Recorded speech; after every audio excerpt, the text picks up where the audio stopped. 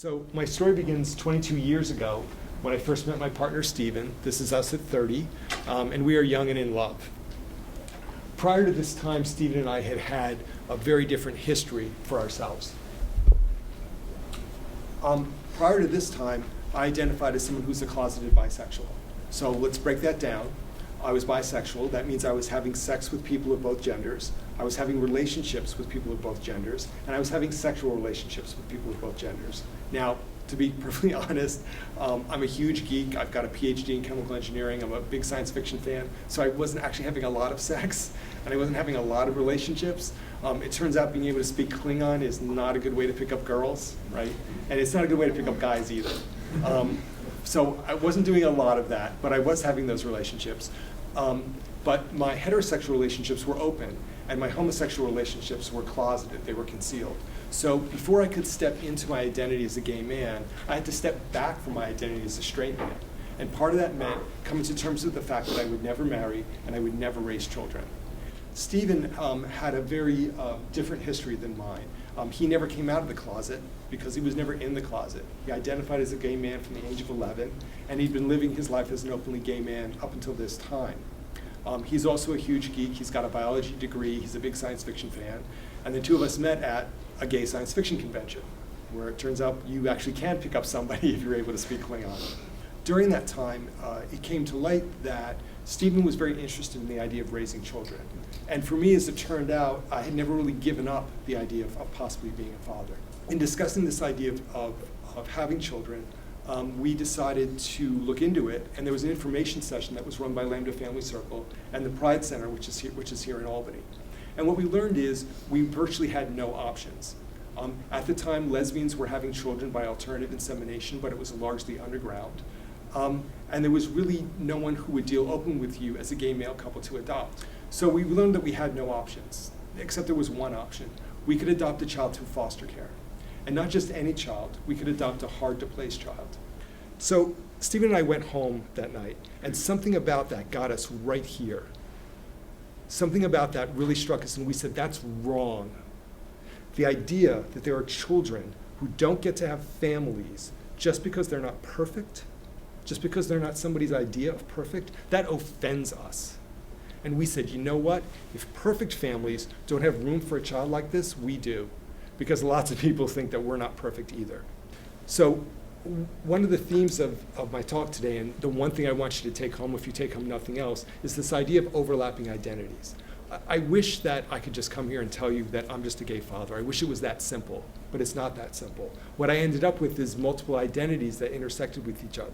And here's one of the first of them. Being a foster or foster adoptive parent is a fundamentally different way of thinking about parenting. Right? Think about yourselves for a moment and what you expect for the future. Right? Maybe you hope to be a parent someday. Maybe you want to be child-free. Maybe you're not sure. But whenever you think about it, you probably think that it's just something that you can do. You don't think, all right, if I work really hard, I could earn my license, and then this is something I'll be able to do. So for foster and foster adoptive parents, parenting is not an inherent right. It's not just something that you have. It's an earned right. I had to earn the right to be a parent. I had to prove myself worthy of becoming a parent. And the interesting thing for me is that in many ways, my foster adoptive identity as a parent is much stronger than my gay identity. My gay identity is something that's fundamental to who I am. It's so fundamental that I trashed my entire life at the age of 30 and started over in order to be true to that. My foster parenting identity is something that I earned. I earned a license, the same way that you guys earned your driver's license. And yet, in many ways, that identity is much stronger. Would I trust my child to another parent just because they're a gay parent? Absolutely not. Would I trust them to another parent because they were a foster parent or foster adoptive parent? Absolutely. With my life and with my child's life. And the final thing that changed for us is that once we earned our license, we began our journey to find a child to join our family. Or as we say in our house, it was the year of fire. For us, Stephen and I were waiting for what's called a legal risk placement. So when children come into foster care, the idea is not to have them adopted. The primary goal of foster care is reunification with the birth family. We forged on a little more, and finally we met Darius. Darius entered the foster care system when he was 5 days old, and by the time he reached us, he was on his 5th or 6th caseworker. My son is obviously a hard-to-place child. for 3 reasons. And so what are the 2 obvious reasons? African-American male. Thank you. He's African-American and he's male. The 3rd reason is that Darius was developmentally delayed when he joined our family. And we were able to adopt Darius. And when we did, we won the gold ring. And we won the gold ring in 3 very important ways. Number 1, Stephen and I were the first gay male couple to successfully adopt through Albany County foster care. One couple had made the attempt before us, and lesbians had done it before us, but 2 men had never actually been able to adopt through the system before. We were the first. The second is that our adoption of Darius was a joint adoption. At this time, gay couples were not able to adopt jointly. Why can't you adopt jointly? Because the courts won't give custody of a child to an unmarried couple. But gay people can't get married. But you're an unmarried couple, but gay people can't get married. So what you had to do is you had to do 2 adoptions. So one person would adopt the child, and then the second person would adopt the child in turn. And each of those processes took about 2 years. The third thing is that we have a New York State adoption for Darius. What that means is that when you're adopted in New York State, the state rewrites your history. Darius's original birth records were sealed, even he can't get them, and he was issued a new birth certificate that states he was born to us as our son on his date of birth. As far as the law is considered, Darius was born to us as our child and has always been our child, and it's never been otherwise. If he wasn't so obviously not our biological child, he would actually never have to know. On adoption day, we pretty much won it all. And what do you do after that? You go to Disney World, right?